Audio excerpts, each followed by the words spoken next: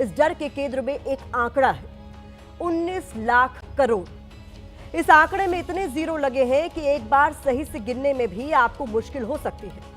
ये शुरुआती 10 मिनट में ट्रंप की टैरिफ वॉर की वजह से भारतीय बाजार को हुए नुकसान का आंकड़ा है। हालांकि बंद होते होते बाजार थोड़ा संभला और निवेशकों के नुकसान का आखिरी आंकड़ा 14 लाख करोड़ रहा। ये भी कोई छोटी मोटी रकम नहीं है। यहां लेटेस्ट अपडेट ये है कि आज फिर अमेरिकी शेयर बाजार भी बड़ी गिरावट के साथ खुले हैं। अमेरिकी राष्ट्रपति डोनाल्ड ट्रंप के एक फैसले ने पूरी दुनिया के बाजारों को हिलाकर रख दिया। बाजारों के लिए आज का दिन ब्लैक मंडे साबित हुआ। आगे खतरा इससे भी बड़ा है, इतना बड़ा कि शायद उसके आगे ये नुकसान कुछ भी नहीं है। ट्रंप के रेसिप्रोकल टैरिफ की वजह से दुनिया में जो ट्रेड वॉर शुरू हुआ है, उसके बाद लोग आपस में कुछ इस तरह की बातें कर रहे हैं। क्या दुनिया और देश में मंदी आने वाली है? क्या हमारी नौकरियों पर खतरा आने वाला है? कौन कौन से सेक्टर में नौकरियों पर ज्यादा संकट है? शेयर बाजार में मेरा इतना पैसा लगा है, उसका क्या करना चाहिए? मैं तो म्यूचुअल फंड में निवेश करता हूं, मैं क्या करूं? म्यूचुअल फंड का पैसा निकाल लें या फिर आगे निवेश होल्ड कर दूं? लगता है अब देश में महंगाई बहुत ज्यादा बढ़ जाएगी। बाजार का हाल देखकर इस तरह की तमाम बातें लोगों के मन में चल रही है, लेकिन ये डर और आशंकाएं कितनी सही है? क्या वाकई देश मंदी की तरफ बढ़ रहा है? देश का विपक्ष भी इसकी आशंका जता रहा है। बिहार के दौरे पर गए राहुल गांधी ने शेयर बाजार के घाटे को लेकर मोदी सरकार को कटघरे में खड़ा किया है। तो दूसरी तरफ समाजवादी पार्टी के अध्यक्ष अखिलेश यादव ने भी केंद्र सरकार की नीतियों को इसके लिए जिम्मेदार बताया है। तो मंदी की आहट से सियासत में आई तेजी का चैप्टर भी आपके लिए खोलेंगे, लेकिन पहले बताते हैं कि बाजार में गिरावट और मंदी की आहट के बड़े कारण क्या हैं। तो सबसे पहले यह जानना जरूरी है कि दुनिया को कौन सी आर्थिक बीमारी लगी है, तब जाकर इसके इलाज की बात की जाएगी। कहा जाता है कि अमेरिका अगर छींकता भी है तो उसका असर पूरी दुनिया पर पड़ता है। कुछ ऐसा ही ट्रंप की टैरिफ नीति की वजह से पूरी दुनिया के बाजारों को हुआ है।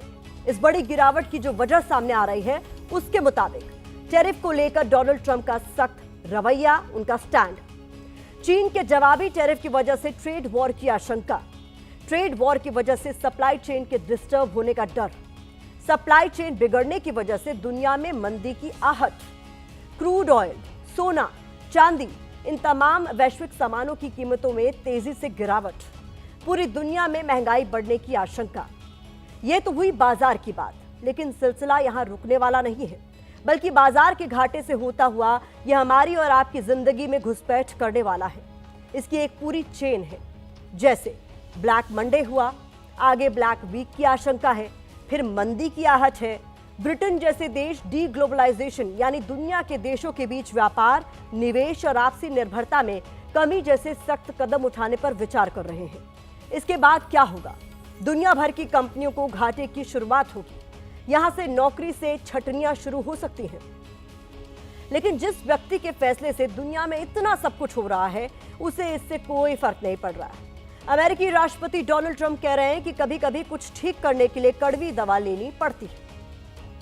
In the market, at some point, you're unwilling to tolerate this idea of a Trump put. Is there a threshold?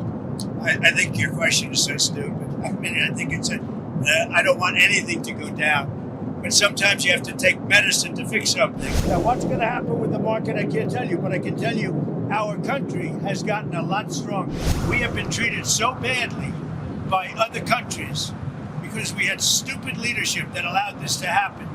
They took our businesses, they took our money, they took our jobs, moved it to Mexico, they moved it to Canada, they moved a lot of it to China, and it's not sustainable.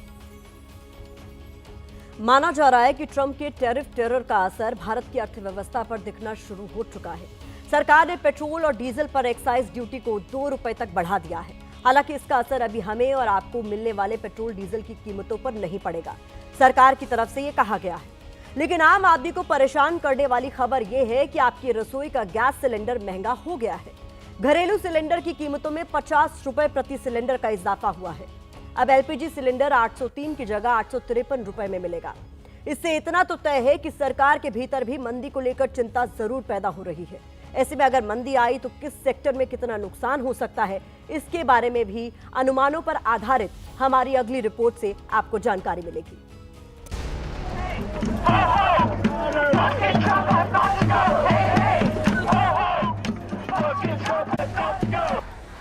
2008 में America से मंदी की शुरुआत हुई थी। एक बार फिर वहीं से मंदी के काले बादल फिर उठ रहे हैं। अमेरिकी कंपनी गोल्डमैन सैक्स ने अमेरिका में मंदी की 60% आशंका जताई है। अमेरिकी परेशान है, इसलिए सड़क पर उतरकर ट्रंप की नीतियों का विरोध कर रहे हैं। अगर अमेरिका में मंदी आई तो पूरी दुनिया के साथ भारत भी उससे अछूता नहीं रहेगा। इसकी बड़ी वजह भारत अमेरिका के बीच होने वाला व्यापार है। 2023-24 में भारत अमेरिका के बीच करीब 10 लाख करोड़ का व्यापार हुआ। भारत का निर्यात अमेरिका से होने वाले आयात से ज्यादा है, इसलिए भारत को ट्रेड सरप्लस का फायदा मिलता है और अर्थव्यवस्था को रफ्तार मिलती है। हालांकि साल 2025-26 के लिए भारत की जीडीपी 6.3 से 6.8% के बीच रहने का अनुमान है, लेकिन गोल्डमैन सैक्स का दावा है कि ये घटकर 6.1% के आसपास रहेगी। ग्लोबल ट्रेड रिसर्च इनिशिएटिव के मुताबिक अमेरिका को भारत के कपड़ा निर्यात में भी 49,439 करोड़ की गिरावट आ सकती है। सबसे पहले मंदी का असर textiles, engineering, woods, electronics, gems and jewellery और आईटी सेक्टर में देखने को मिल सकता है, क्योंकि इन सेक्टर्स में भारत से निर्यात सबसे ज्यादा है। अब टैरिफ बढ़ने के बाद अमेरिकी कंपनियों के लिए आयात महंगा होगा, जिससे अमेरिका में महंगाई बढ़ेगी। इसके बाद डिमांड में गिरावट आएगी और मंदी का दौर शुरू होगा। इससे भारत के निर्यात में बड़ी गिरावट आ सकती है। जैसे गोल्ड, ज्वेलरी और डायमंड के कारोबार में 15,621 करोड़ की कमी आने का अनुमान है। ऑटो पार्ट्स और इलेक्ट्रॉनिक सामान के कारोबार में करीब 3,000 करोड़ की गिरावट आने की आशंका है। मसाला उद्योग का निर्यात 532 करोड़ तक कम हो सकता है। एग्रीकल्चर सेक्टर में होने वाला निर्यात 453 करोड़ तक घट सकता है। व्यापार घटेगा तो भारतीय कंपनियों की आय घटेगी और असर नौकरियों पर पड़ेगा। इसका असर दुनिया भर में दिखाई देगा, और जब दुनिया भर में असर दिखाई देगा तो मंदी भी दुनिया भर में आ सकती है। लोगों की नौकरियां जा सकती हैं, कंपनियां, फैक्ट्रियां, बिजनेसेस बंद हो सकते हैं, और इसके अलावा दुनिया की सप्लाई चेन यानी कि सामान की शॉर्टेज भी देखने को मिल सकती है। हमारे यहाँ भी कुछ सेक्टर और कुछ कंपनियां ऐसी है जिनका यूएस एक्सपोजर हाई है, यानी उनकी रेवेन्यू 60-70% यूएस से आती है या 50-60%, तो उनको इम्पैक्ट आएगा। मार्केट एक्सपर्ट्स की माने तो दुनिया के जल्द इस संकट से उबरने की कोई उम्मीद नहीं है, क्योंकि टैरिफ को लेकर ट्रंप के तेवर नरम नहीं पड़ रहे। हालांकि अभी सब कुछ अनुमान पर आधारित है, लेकिन एक्सपर्ट मान रहे हैं कि मंदी आई तो भारत में भी लोगों की नौकरियों पर संकट है। यहाँ एक डेटा आपके साथ शेयर करते हुए आगे बढ़ते हैं।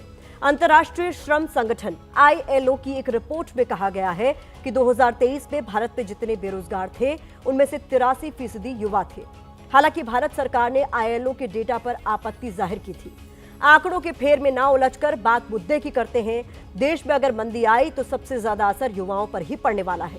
यही वजह है कि राहुल गांधी और अखिलेश यादव इस विषय को सरकार के खिलाफ मुद्दा बना रहे हैं, सरकार की नीतियों पर सवाल उठा रहे हैं।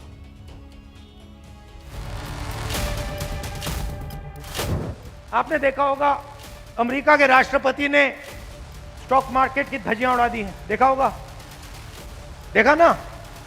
इकोनॉमी बचाने का काम होना चाहिए। जो इकोनॉमी गिर रही है और अब संभलने वाली नहीं है, इसलिए नहीं संभलेगी कि जो अमेरिका जैसा देश आप पे इस तरह की पाबंदियां लगा रहा है। आपको अपनी इकोनॉमी बेहतर करने के लिए अमेरिका से कुछ सीखना पड़ेगा। आपको भी चीन पर पाबंदियां लगानी पड़ेंगी। ट्रेड वॉर चल रहा है, 26% टैरिफ लगाया है। यहाँ का उद्योग, यहाँ का शेयर बाजार, यहाँ का रुपया, मैंने कहा यहाँ का जो रुपया है गिरा नहीं, अब गिरकर मर चुका है। अभी आने वाले दिनों में जो अमेरिका का हमला हुआ है ट्रेड का, जो टैरिफ का, वो बहुत खतरनाक है। देखते ही देखते 5 मिनट में 19 लाख करोड़ स्वाहा हो गए।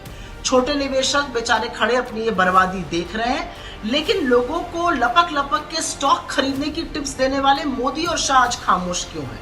ये सिला दिया आपकी सो कॉल्ड दोस्ती का ट्रंप ने टैरिफ ठोककर।